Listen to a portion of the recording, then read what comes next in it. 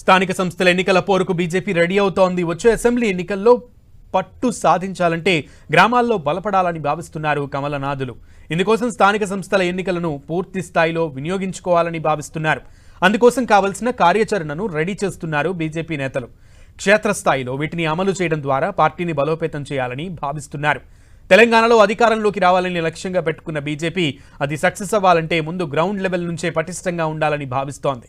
దీంతో స్థానిక సంస్థల ఎన్నికలపై ఫోకస్ పెట్టింది.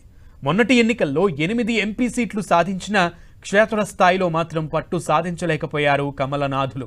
దీంతో ఈసారి ఎలాగైనా పార్టీని ప్రజల్లోకి బలంగా తీసుకెళ్లి విజయం సాధించాలని చూస్తోంది. ఇందుకు అనుగుణంగా వచ్చే సర్పంచ్, ఎంపీటీసీ, జడ్పీటీసీ ఎన్నికల్లో అన్ని స్థానాల్లో పోటీ చేసి వీలైనన్ని ఎక్కువ స్థానాలు గెలుచుకోవడం ద్వారా స్థానిక నాయకత్వంను పెంచుకుని పార్టీని ప్రజలకు చేరువ చేయాలని భావిస్తోంది. అందులో భాగంగానే నిన్న రాష్ట్ర కార్యాలయంలో స్థానిక సంస్థల ఎన్నికలపై వర్క్షాప్ నిర్వహించారు కాషాయ నేతలు. స్థానిక సంస్థల్లో గెలిపే లక్ష్యంగా కావాల్సిన వ్యూహరచన చేసి వారికి దిశానిర్దేశం చేశారు. స్థానికంగా రిజర్వేషన్లు ఏవి వచ్చినా బరిలో బీజేపీ నేతలు ఉండేలా ఎస్సీ, ఎస్టీ, బీసీ మహిళా అభ్యర్థులను సిద్ధం చేస్తున్నారు. బీజేపీ కొత్తగా జిల్లా అధ్యక్షులు నియమించిన కమిటీలను మాత్రం నియమించలేదు.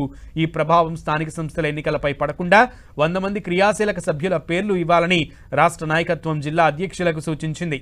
జాతీయ పార్టీ ఇప్పటికే ఇచ్చిన కార్యక్రమాలపై అమ్మ పేరుతో మొక్క నాటడం, నరేంద్ర మోదీ 11 ఏళ్ల పాలన, శ్యాంప్రసాద్ ముఖర్జీ బలిదాన్ కార్యక్రమాలను ప్రజల్లోకి తీసుకువెళ్లాలని నిర్ణయించారు. అంతేకాకుండా కేంద్ర ప్రభుత్వం ద్వారానే స్థానిక సంస్థలకు నిధులు వస్తున్నాయని ప్రజలకు తెలియజేసేలా రచ్చబండ కార్యక్రమాలు నిర్వహించాలని డిసైడ్ అయ్యారు. ఇక ఈ రచ్చబండ కార్యక్రమాల్లో కాంగ్రెస్, బీఆర్ఎస్లు ఒకే విధమైన పాలన చేస్తున్నాయని ప్రజలకు వివరించేలా ప్లాన్ చేస్తున్నారు. ముఖ్యంగా కాంగ్రెస్ ఇచ్చిన హామీలను అమలు చేయడంలో విఫలమైందని, ఆ విషయాన్ని ప్రజల్లోకి తీసుకెళ్లాలని దిశానిర్దేశం చేశారు. ఇక రాష్ట్ర స్థాయిలో జరిగిన వర్క్షాప్ తరహాలోనే జిల్లా, మండల స్థాయిలోనూ వర్క్షాప్లు నిర్వహించాలని డిసైడ్ అయ్యారు.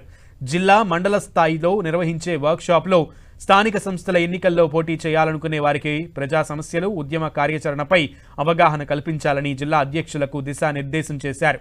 ఎమ్మెల్యేలు, ఎంపీలు ఉన్న దగ్గర కేడర్కు కావాల్సిన వెన్ను దన్ను నేతలు చూసుకోవాలని దిశానిర్దేశం చేశారు.